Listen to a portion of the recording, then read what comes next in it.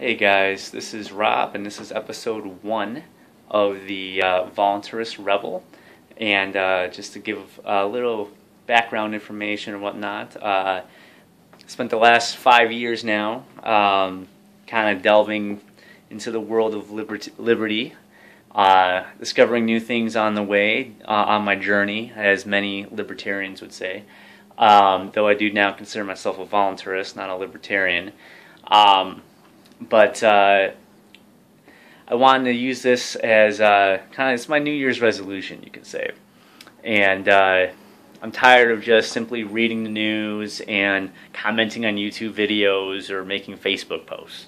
You know, I kind of want to get more active. Last year I did get a little bit active, went to some meetups, went to a couple Ron Paul events, but nothing major, I guess you can say. But besides that, I really just wanted to get active in the liberty scene, and what better way than to throw myself on YouTube, getting my feet wet. So in this episode, I want to discuss two things that I feel is important to the liberty movement. First off, voluntarism, what it means to me, and two, why it's important to the liberty movement. Now, voluntarism. Voluntarism is sounds like a fancy word, I guess you can say. Basically, it's a world where we can live in a completely voluntary society where every individual, which is very important, individuals operate on complete voluntary principles with each other.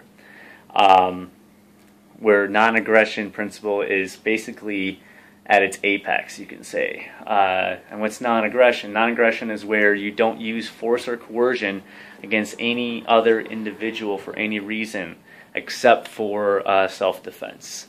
I'm all for self-defense. You know, if someone's attacking your life, your liberty, or your property, you have every right to resist and rebel and defend yourself against that said coercion. Now, why is it important?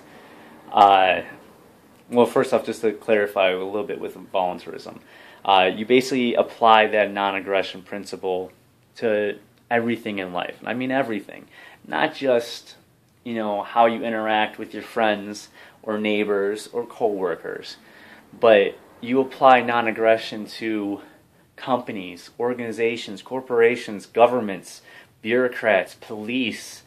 Doesn't matter who it is. They're an individual just like you. You have natural rights and you own yourself. You're a free, sovereign individual, and no one can take that away from you. And you need to stand up for your rights, I guess you can say. But basically, voluntarism is where your life, liberty, and property is never taken away.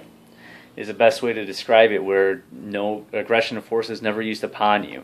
And if it is, you defend yourself. Now, why is this important to the liberty movement? The liberty movement has been going through, you had the Ron Paul revolution, which woke a lot of people up, but that's over.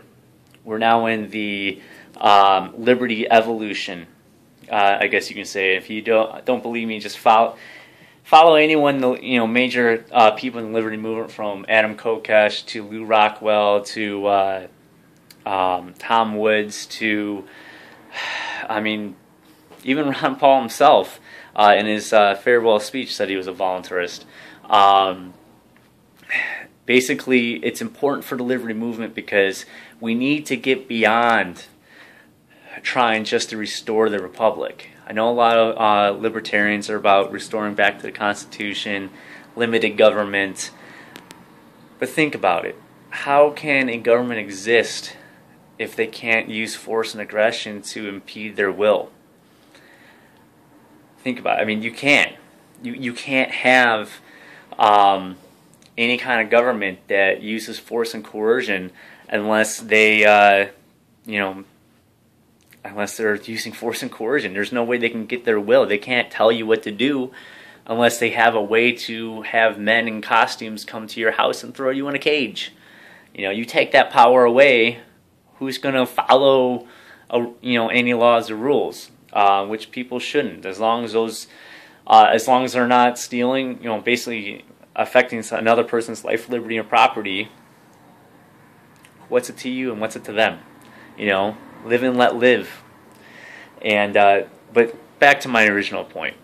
Why it's important to the liberty movement is because so many of us in the liberty movement are kind of stuck in this mindset that, what if we just had a very little, very tiny amount of force or coercion? And in all honesty, yes, I agree. I would rather have that than the tyranny we face today in this country. But that's like saying just a little death, just a little bit of rape. No, what's the best way to say this? Compassion at the barrel of a gun is not compassion. Just a little bit of enslavement is still enslavement. When something is wet, it's wet or it's not. You pour water on something, it's wet. Whether it's soaking wet or not, it's still wet. You kill something, it's still dead. You use police or military or whatnot to force your will on somebody and you kill them. They're dead. Whether they got blown up or got shot in the head, they're still dead. And the liberty movement needs to stop making compromises. We need to stop. We need to wake up to the fact that we need to stand for liberty at all places, at all times, not just to get back to 1776, which, I understand it. I was there. I get it.